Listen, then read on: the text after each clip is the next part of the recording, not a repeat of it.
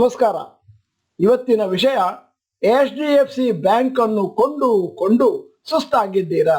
Question mark. ಈಗೇನು question mark. ನಾನು doctor Bharat Chandra. ವಿಡಿಯೋಗಳ ಉದ್ದೇಶ ಕನ್ನಡಿಗರ ಫೈನಾನ್ಷಿಯಲ್ ಎಜುಕೇಶನ್.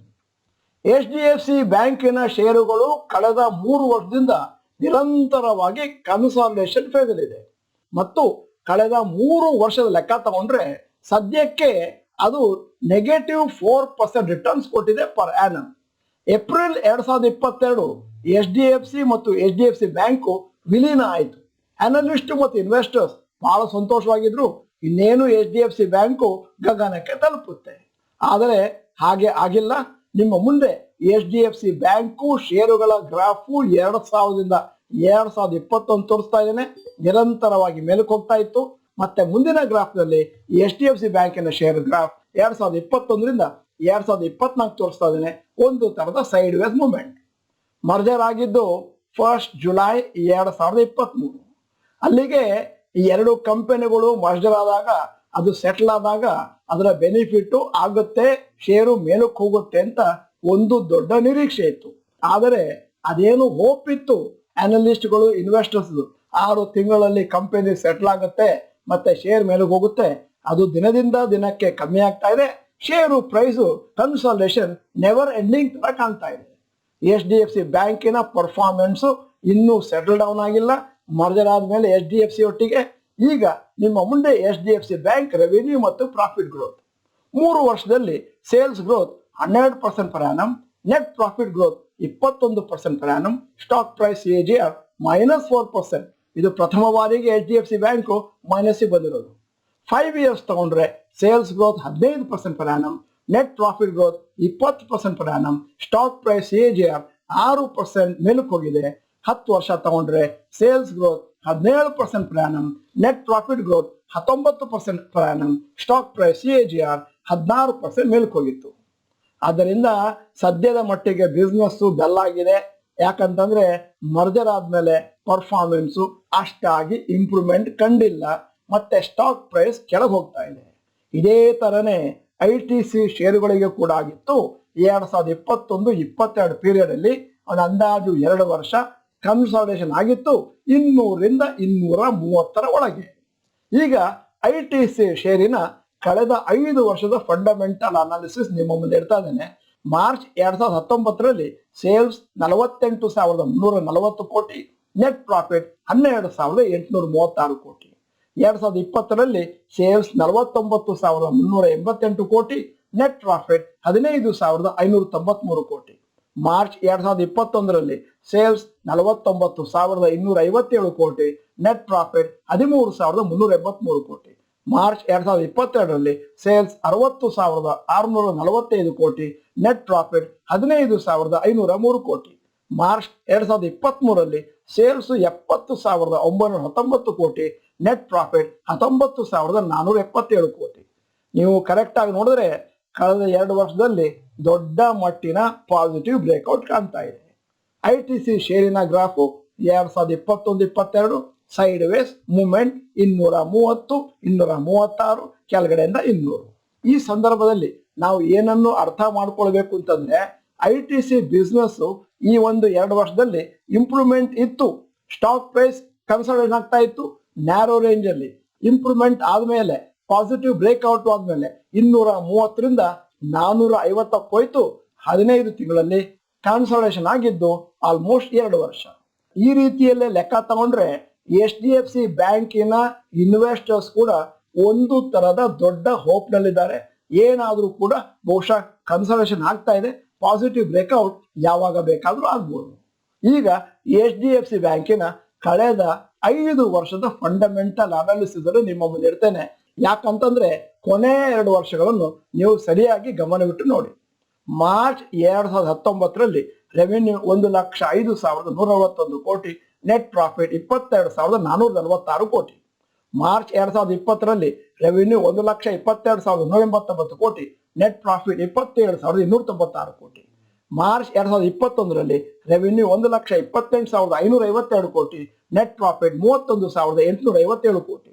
ಮಾರ್ಚ್ 2022 ರೆವಿನ್ಯೂ 1,35,946 ಕೋಟಿ, ನೆಟ್ ಪ್ರಾಫಿಟ್ 38,151 ಕೋಟಿ ಮತ್ತು ಮಾರ್ಚ್ 2023ರಲ್ಲಿ ಬಂಪರ್ ರೆವಿನ್ಯೂ 1,70,754 ಕೋಟಿ, ನೆಟ್ ಪ್ರಾಫಿಟ್ 46,149 ಕೋಟಿ. HDFCಯ ಫಂಡಮೆಂಟಲ್ ಅನಾಲಿಸಿಸ್ ನೋಡಿದ್ರೆ ಬಿಸ್ನೆಸ್ ಪರ್ಫಾರ್ಮೆನ್ಸ್ ಬಹಳ ಚೆನ್ನಾಗಿದೆ, ಆದರೆ ಸ್ಟಾಕ್ ಪರ್ಫಾರ್ಮೆನ್ಸ್ ಕಳೆದ 3 ವರ್ಷದಿಂದ ಒಂದು ತರ ಡಲ್ ಆಗಿದೆ. HDFC ಬ್ಯಾಂಕಿನ ಮೇಜರ್ ಸ್ಟಾಕ್ ಪ್ರೈಸ್ ಫಾಲುಗಳನ್ನು ನಿಮ್ಮ ಮುಂದೆ ಇಡ್ತಾನೆ. ಅಂದ್ರೆ ಹಿಂದಿನ ದಿನಗಳಲ್ಲಿ ಎಷ್ಟು ಬಿದ್ದಿತ್ತು ಮತ್ತು ಎಷ್ಟು ಪರ್ಸೆಂಟೇಜ್ ಬಿದ್ದಿತ್ತು ಮತ್ತು ಚೇತರಿಕೆ ಆಗ್ಲಿಕ್ಕೆ ಎಷ್ಟು ದಿನ ಆಯಿತು. 23 ಡಿಸೆಂಬರ್ 2019ರಲ್ಲಿ price before fall 1302, price end the fall 765, 41% ಕೆಳಗೆ ಬಿದ್ದಿತ್ತು. 163 ದಿನದಲ್ಲಿ ಕಂಪ್ಲೀಟ್ ರಿಕವರಿ. 19 ಅಕ್ಟೋಬರ್ 2021ರಲ್ಲಿ 1689ರಿಂದ 1277 ಬಿತ್ತು, -24%, 178 ದಿನ ಆಯಿತು ರಿಕವರಿಗೆ. 4ನೇ ತಾರೀಕು ಜುಲೈ 2023ರಲ್ಲಿ 1729ರಿಂದ 1391 ಬಿದ್ದು -20%, ಮತ್ತು ಸದ್ಯಕ್ಕೆ ಈ ಒಂದು ಪರ್ಟಿಕ್ಯುಲರ್ ಕುಸಿತ ಇನ್ನೂ ಕಂಟಿನ್ಯೂ ಆಗ್ತಾನೆ ಇದೆ.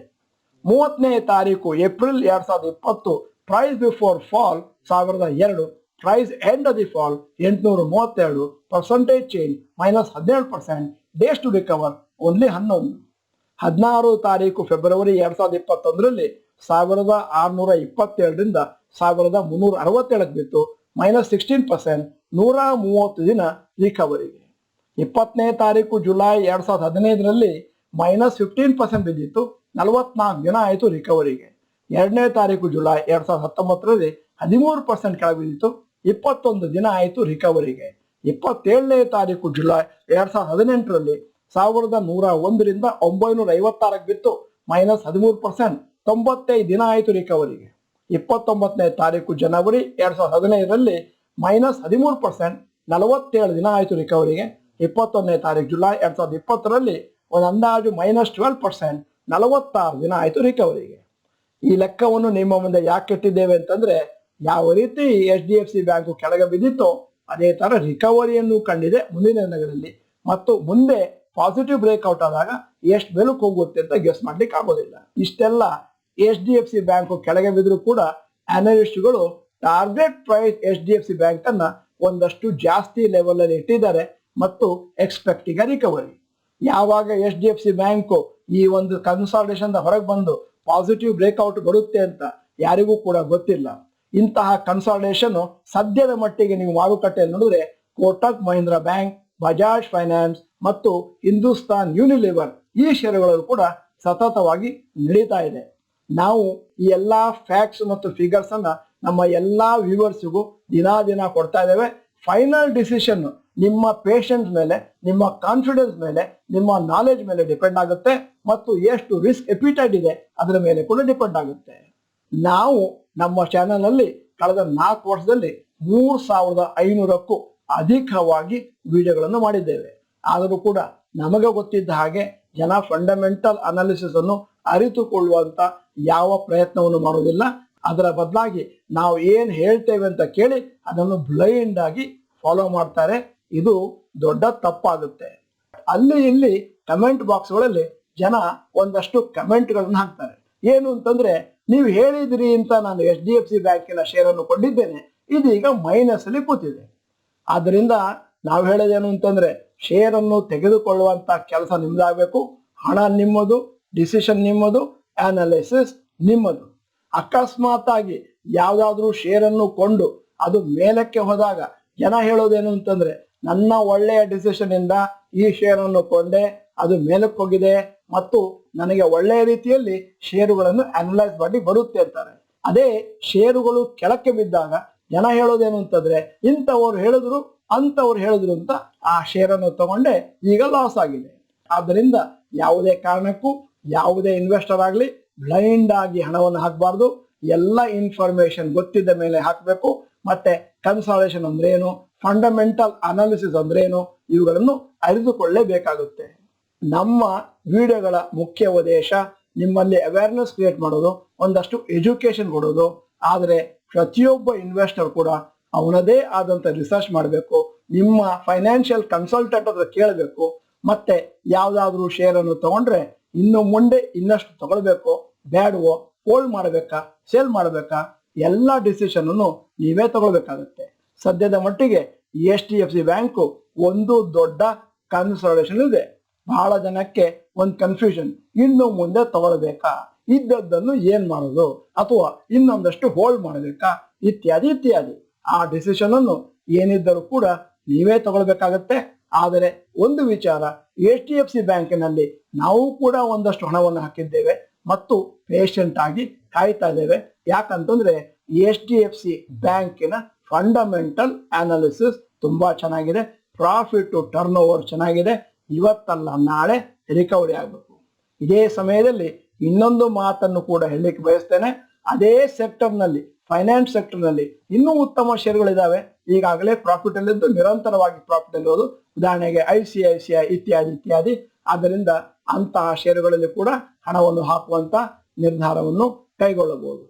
ನಿಮಗೆ ಎಷ್ಟು ಪೇಷನ್ಸ್ ಇದೆ, ನೀವು ತೆಗೆದುಕೊಂಡ ಷೇರುಗಳ ಮೇಲೆ ಎಷ್ಟು ಕಾನ್ಫಿಡೆನ್ಸ್ ಇದೆ, ಎಷ್ಟು ರಿಸ್ಕ್ ತೆಗೆದುಕೊಳ್ಳಲಿಕ್ಕೆ ನಿಮ್ಮಲ್ಲಿ ಕೆಪಾಸಿಟಿ ಇದೆ, ಎಷ್ಟು ವರ್ಷ ಕಾಯ್ಲಿಕ್ಕೆ ರೆಡಿ ಇದ್ದೀರಿ ಅನ್ನೋದ್ರ ಮೇಲೆ ನಿಮ್ಮ ನಿರ್ಧಾರ ನಿರ್ಭರವಾಗಿದೆ. ವಿಡಿಯೋದ ಕೊನೆಯಲ್ಲಿ ಒಂದು ಇಂಟ್ರೆಸ್ಟಿಂಗ್ ಪ್ರಶ್ನೆ ಕೇಳ್ತಾ ಇದ್ದೇನೆ.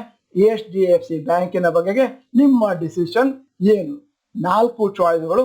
HDFC ಬ್ಯಾಂಕಿನ ಷೇರುಗಳನ್ನು ಹೋಲ್ಡ್ ಮಾಡ್ತೇನೆ, HDFC ಬ್ಯಾಂಕಿನ ಷೇರನ್ನು ಸೇಲ್ ಮಾಡ್ತಾ ಇದ್ದೇನೆ, ನನ್ನ ಹತ್ರ HDFC ಬ್ಯಾಂಕಿನ ಷೇರೇ ಇಲ್ಲ, ನಾನು ಈಗ HDFC ಬ್ಯಾಂಕಿನ ಷೇರುಗಳನ್ನು ಕೊಳ್ಳಲಿಕ್ಕೆ ಬಯಸ್ತೇನೆ.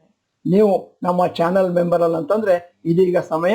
ಸಬ್ಸ್ಕ್ರಿಪ್ಷನ್ ಬಟನ್, ಬೆಲ್ ಐಕಾನ್ ಒತ್ತಿ. ವಿಡಿಯೋ ಚೆನ್ನಾಗಿದ್ರೆ ಲೈಕ್ ಬಟನ್ ಒತ್ತುವುದನ್ನು ಮರಿಬೇಡಿ. ವಿಡಿಯೋನ ನಿಮ್ಮ ಎಲ್ಲಾ ಸ್ನೇಹಿತರಿಗೂ ಕಳಿಸ್ಕೊಡಿ. ವಿಡಿಯೋನ ಸಂಪೂರ್ಣವಾಗಿ ನೋಡಿದ್ದಕ್ಕೆ ಧನ್ಯವಾದಗಳು. ನಮಸ್ಕಾರ.